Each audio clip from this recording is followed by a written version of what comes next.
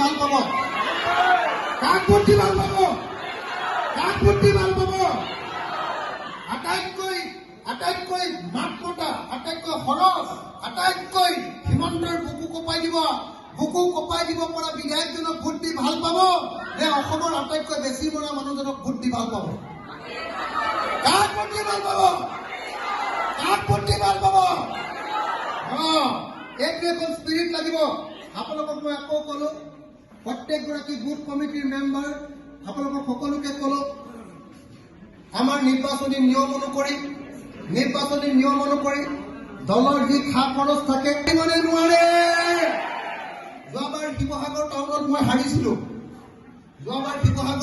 মই কম ভোট পাইছিলো। এইবাৰ জিকিম নে হাৰিম? সঁচাকে কওক, জিকিম নে হাৰিম? ভালকে স্পিৰিটটো থাকক। মই আকৌ কৈছো, যোৱাবাৰ মই জিকিম নে হাৰিম? ৰাইজৰ দল জিন্দাবাদ, ৰাইজৰ দল জিন্দাবাদ,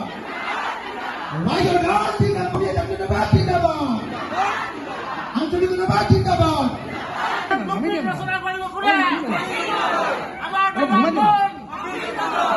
একেলগে হাতৰ মুঠি জয় আই অসম,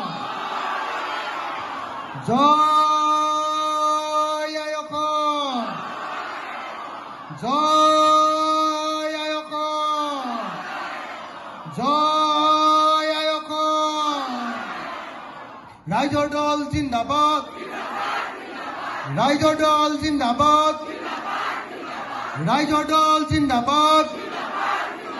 হিন্দু মুছলমানে একক, হিন্দু মুছলমানে একক, জাতি জনগোষ্ঠী সকলো ৰাইজে একক, সকলো বৰ্ণৰ ৰাইজে একক, সকলো জাতিৰ ৰাইজে একক।